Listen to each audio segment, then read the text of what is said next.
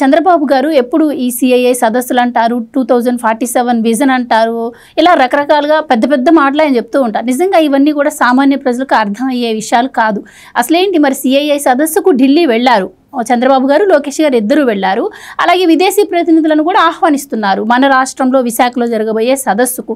ఏంటి అంటే వాళ్ళ ప్రతినిధులను ఆహ్వానించగానే పెట్టుబడులు పెట్టేస్తారా? అసలు ఈ సిఐఏ సదస్సు అంటే ఏంటి, ఎందుకు వీళ్ళని ఆహ్వానించడం పైన ఇంత ఇంట్రెస్ట్ ఎందుకు చూపిస్తున్నారు బాబు గారు? ముందుగా లియో న్యూస్ ప్రేక్షకులకి, మీకు కనకదుర్గ గారికి విజయదశమి శుభాకాంక్షలు. మీరు ఇంట్రడక్షన్లో చెప్పినట్టు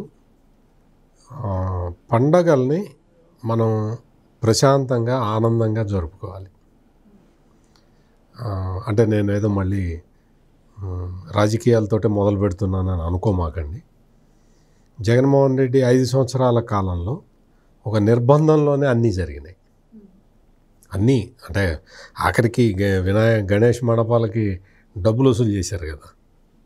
అందుకని అటువంటి నిర్బంధ పరిస్థితుల నుంచి ఇప్పుడు ఆంధ్రప్రదేశ్ మొత్తం అంటే జిఎస్టీ 2 స్లాబులు తగ్గించడం, ఓన్లీ 2 స్లాబులే ఉన్నాయి, అన్ని స్లాబులు తగ్గించేశారు.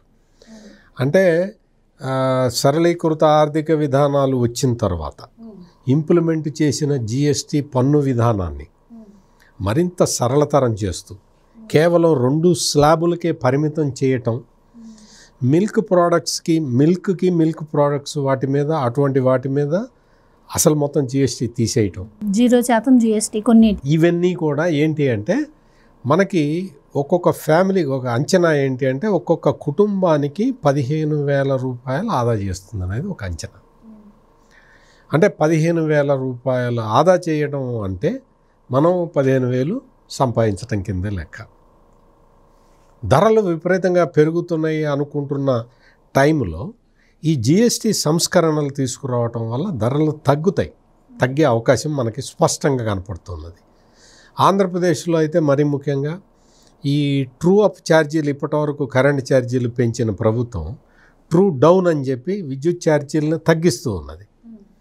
అంటే ఇటువంటి వార్తలు వినటానికి కొంచెం ఆనందంగా ఉంటుంది. ఈ ఆనందం మధ్య పండగ జరుపుకోవాలంటే ఉత్సాహం ఉంటుంది. నేను చెప్పబోయేది అది. అందుకోసం అని చెప్పి మనం అనివార్యంగా జగన్మోహన్ రెడ్డి లాంటి మహానుభావుడిని ఈ పండగ పూట కూడా స్మరించుకోక తప్పదు. ఎందుకంటే అతను అంత దరిద్రమైన పాలన చూపించకపోతే మనకి ఈ పాలన విలువ తెలిసేది కాదు. అందుకని ఖచ్చితంగా మనం కొన్ని విషయాలు తెలుసుకోవాలి. ఇప్పుడు మీరు సిఐఐ సదస్సు అంటే కాన్ఫెడరేషన్ ఆఫ్ ఇండియన్ ఇండస్ట్రీ వాళ్ళు నిర్వహించే సదస్సు ఇది. వాళ్ళు ఏంటి అంటే మొత్తం అంటే పెట్టుబడిదారులకి, చాలామంది పెట్టుబడిదారులు ఎట్లా ఉంటారు అంటే మనకి ఏదన్నా వయబుల్ యూనిట్ వస్తే, మనకి ఏదన్నా ఒక ఇన్నోవేటివ్ థాట్ తోటి మన దగ్గరికి ఏదన్నా ప్రాజెక్టు వస్తే దానికి రాష్ట్ర ప్రభుత్వం ఐడియాలు ఎట్లా ఉన్నాయో మనకి తెలిస్తే మనం వాటిట్లో పెట్టుబడి పెడదాము అని ఎదురు చూసే పెట్టుబడిదారులు ప్రపంచవ్యాప్తంగా ఉంటారు. మొత్తం వీళ్ళందరూ కూడా ఏంటి అంటే మంచి ఇన్నోవేటివ్ థాట్స్ ఎక్కడి నుంచన్నా వస్తున్నాయా, కొత్త ప్రోడక్ట్స్ ఏమన్నా వస్తున్నాయా, వాటితోటి మనం భారీ ఎత్తున పెట్టుబడులు పెడదాము అని చాలామంది క్యాపిటలిస్టులు, వెంచర్ క్యాపిటలిస్టులు, రకరకాలుగా వెంచర్ క్యాపిటలిస్టులు అంటే వేరు, కానీ మామూలుగా పెట్టుబడిదారులు వీళ్ళందరూ కూడా వెయిట్ చేస్తూ ఉంటారు. అటువంటి వాళ్ళని అట్రాక్ట్ చేయటం ఈజీ. దానికోసం అని చెప్పి కాన్ఫెడరేషన్ ఆఫ్ ఇండియన్ ఇండస్ట్రీ వాళ్ళు వేదికలు, ప్లాట్ఫామ్స్ అరేంజ్ చేస్తారు. ఆ ప్లాట్ఫామ్లోకి వెళ్ళిన తర్వాత మన రాష్ట్ర ప్రభుత్వం తరఫున మనం ఏం చేయగలుగుతాం, మన డైరెక్షన్ ఏంటి, మనం వేటి మీద ఫోకస్ చేయబోతున్నాం, వేటికి ఎటువంటి పరిశ్రమలు వస్తే మనం రాష్ట్ర ప్రభుత్వం తరఫున రాయితీలు ఇస్తాం, ఈ విషయాలన్నీ పెట్టుబడిదారులకి చెబితే వాళ్ళు పెట్టుబడులు తీసుకొచ్చి పెడతారు. రాష్ట్ర ప్రభుత్వం ఏ ప్రాజెక్టుకైనా సరే రాష్ట్ర ప్రభుత్వం అంటే పనికొచ్చే ప్రాజెక్టులు అంటే ఉపాధి కల్పనకి, రాష్ట్రానికి ఆదాయాన్ని తెచ్చేవి, కేంద్రానికి పన్ను కాంట్రిబ్యూట్ చేసేవి. ఇటువంటి వాటికి ల్యాండు, వాటరు, కరెంటు ఇవ్వటం, ఈ మౌలిక సదుపాయాలు కల్పించటం అనేది బాధ్యతగా స్వీకరిస్తే ఆ రాష్ట్రాలకి పెట్టుబడులు వస్తాయి. చంద్రబాబు నాయుడు విషయానికి వస్తే ఆయన 4వసారి ముఖ్యమంత్రి కాగానే దాదాపుగా 22 సెక్టార్ల మీద ఆయన విధాన పత్రాలని అసెంబ్లీకి సమర్పించాడు. మొత్తం ఏ పరిశ్రమ నాకు మా రాష్ట్రానికి కావాలి, ఈ పరిశ్రమలు వస్తే నేను ఏమేమి రాయితీలు ఇస్తాను, ఏమేమి సౌకర్యాలు కల్పిస్తాను, నా డైరెక్షన్కి అనుకూలంగా పనిచేసే ఇంట్రెస్ట్ ఉన్న వాళ్ళు మీరు రండి అని చెప్పాడు.